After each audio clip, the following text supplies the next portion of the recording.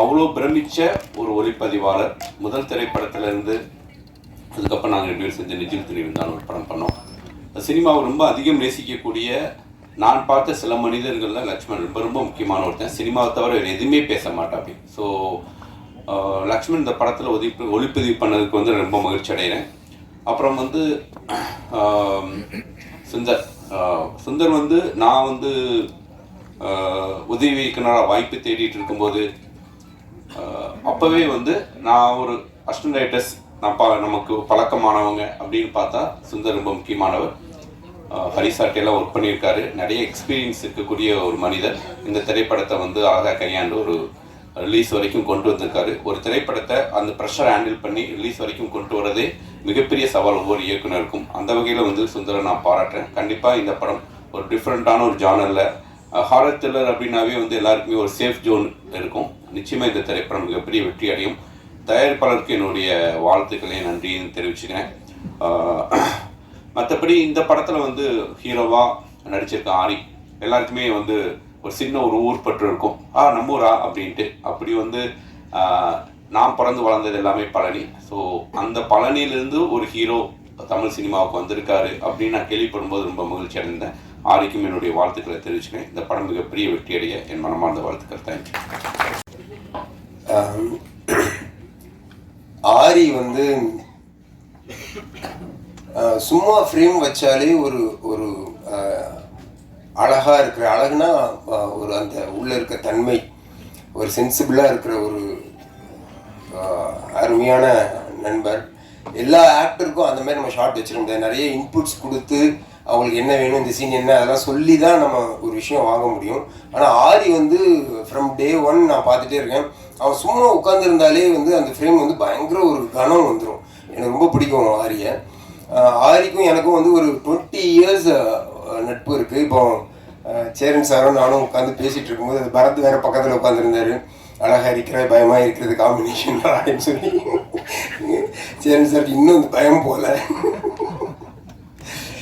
அப்போவே ஆரி வந்து சேரன் சாருக்கு வந்து பர்சனல் ட்ரெயினராக இருந்தார்.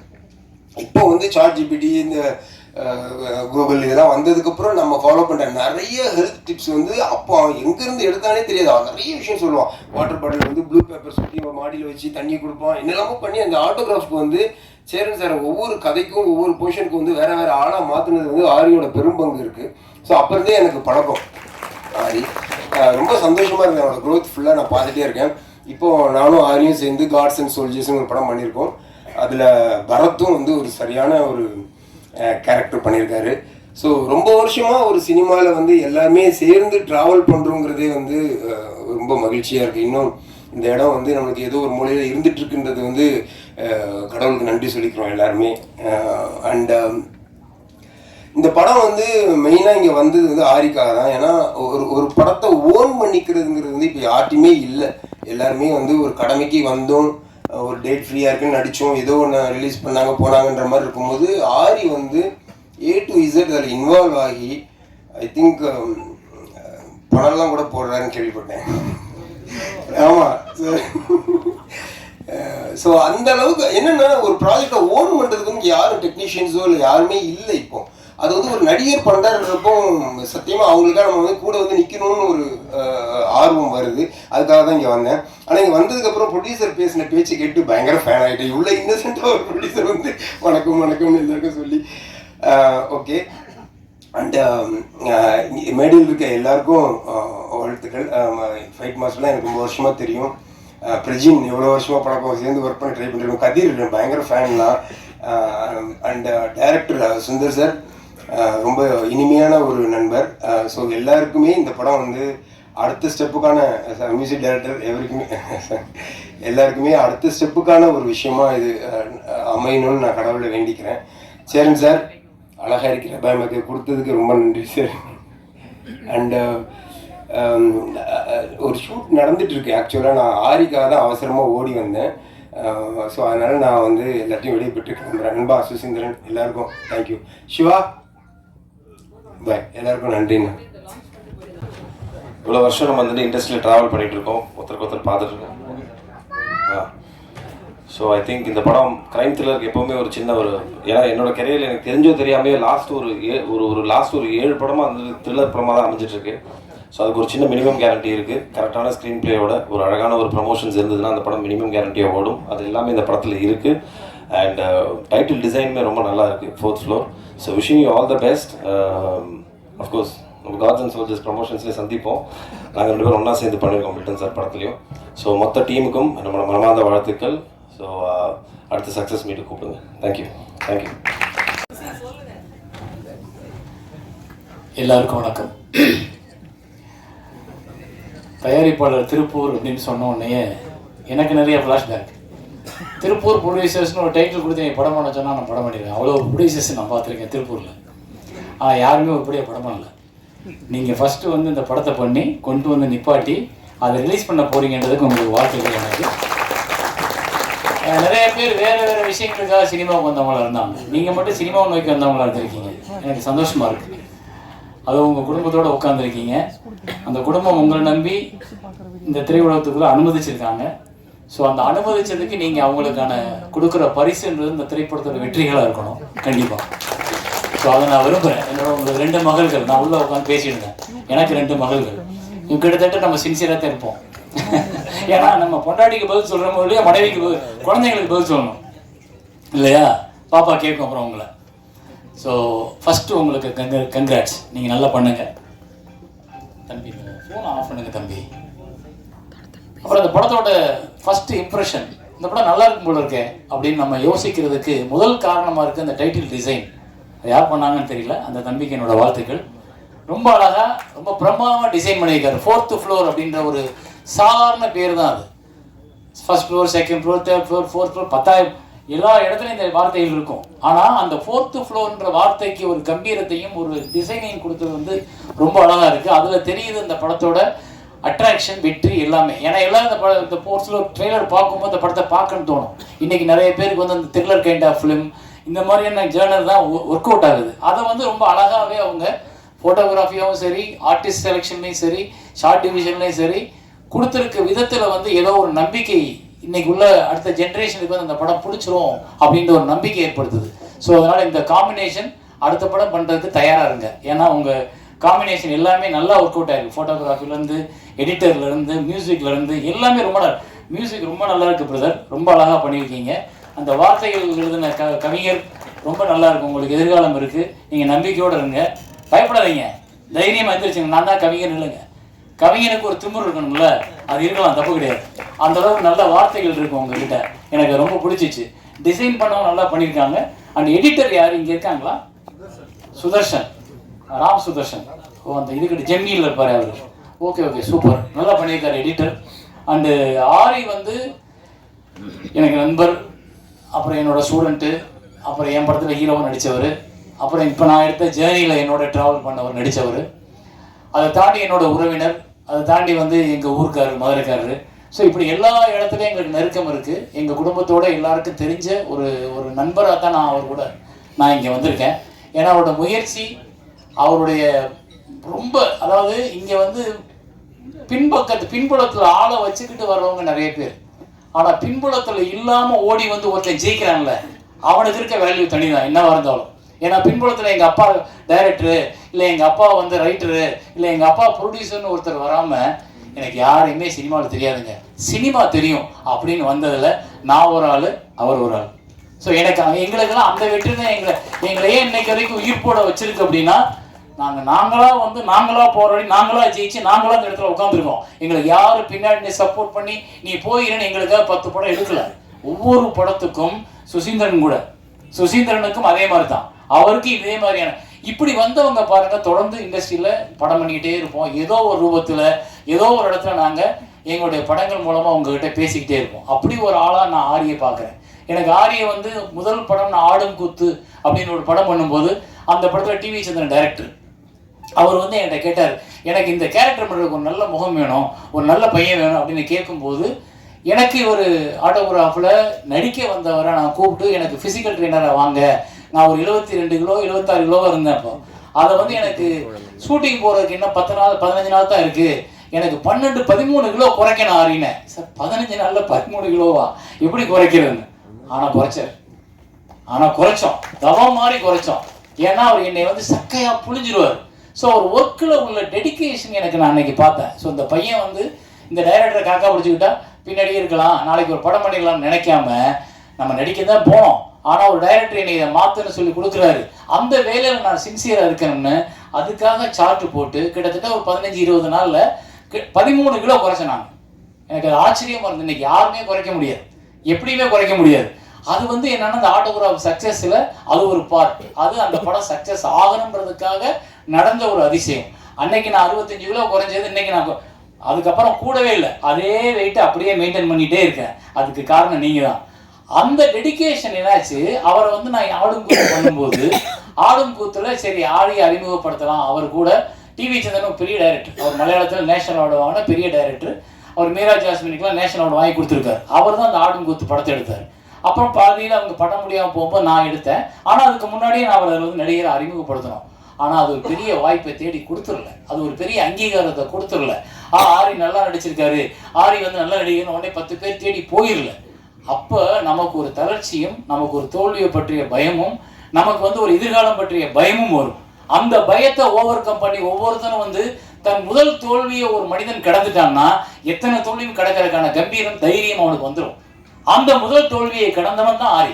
அந்த முதல் தோல்வியை கடந்ததுனால தான் இன்னைக்கு அவர் தளராமல் அடுத்து அடுத்து அடுத்து அடுத்துன்னு பண்ணும்பொழுது இப்போ இந்த படத்தில் பார்த்தா ஆக்சுவலி தனஞ்சயன் சார் சொன்னது ரொம்ப உண்மை.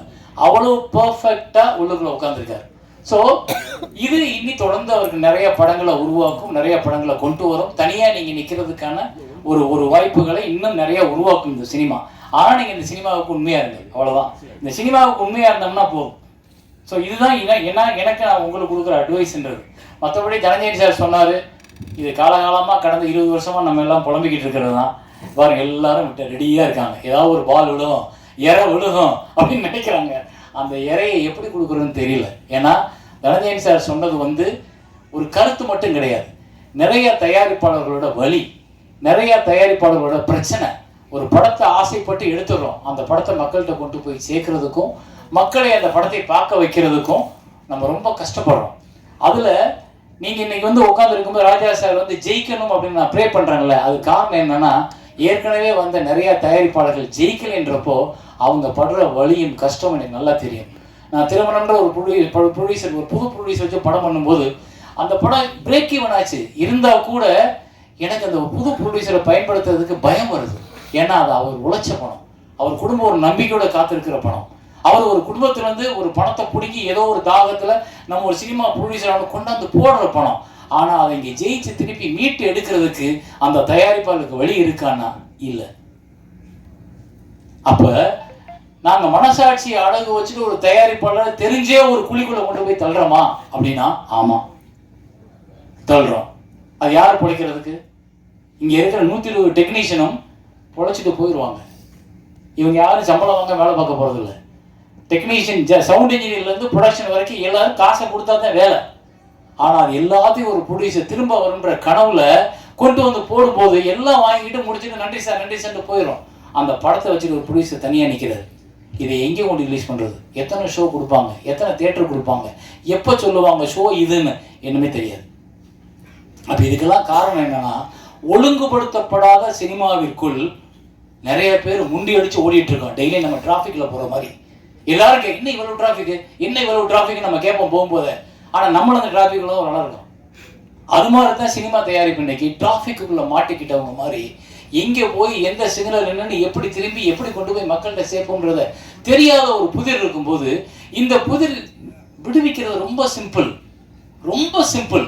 ஒரு கட்டுப்பாடு, ஒரு ஒழுங்கு, எல்லாரும் பிழைக்கணுன்ற ஒரு நல்ல சிந்தனை எல்லாருக்கும். அதை வந்து தயாரிப்பாளர்கள் ஒன்றுபடுத்த முடியலையா? தயாரிப்பாளர் சங்கம் அதை முயற்சி பண்ணணும். தயாரிப்பாளர் சங்கத்தில் வந்தவொன்னே ப்ரொடியூசருக்கு ஒரு பணத்தை கட்டி 1 லட்ச ரூபாய் எவ்வளோ சார்? 1 லட்ச ரூபா கட்டி மெம்பர்ஷிப் போடுறோம். என்ன கேரண்டி? நான் ஏன் இந்த 1 லட்ச ரூபா கட்டணும்? இந்த 1 லட்ச ரூபா கட்டினதுனால எனக்கு என்ன பயன்? நான் உங்ககிட்ட எதிர்பார்க்கறது ஒன்று தானே, என் படத்தை நான் எடுத்துட்டேன் சார், எனக்கு நல்லபடியாக தியேட்டரை ஃபிக்ஸ் பண்ணி ரிலீஸ் பண்ணி கொடுங்க சார்ன்றது மட்டும்தானே ஒரு நான் கேட்குற கேள்வி. எனக்கு நீங்கள் கொடுக்குற பொங்கல் காசு தேவையில்லை, நீங்கள் கொடுக்குற கூட்டம் போடுற ஒவ்வொரு விஷயம் எனக்கு தேவையில்லை. நான் எல்லாரும் கூப்பிட்டு அட்டன் பண்ண முடியாது. நீங்க பாதுகாப்பா ஒன்றை வச்சு அதுல தலைவர், செயலாளர், பொருளாளர் உட்காந்துருக்கீங்க. அப்ப நீங்க இதை சிரத்தையோட அடுத்து எந்த கட்டத்துக்கு கொண்டு போகணும்? சரி, தயாரிப்பாளர்கள் சொன்னா தியேட்டருக்காரங்க கேட்கல.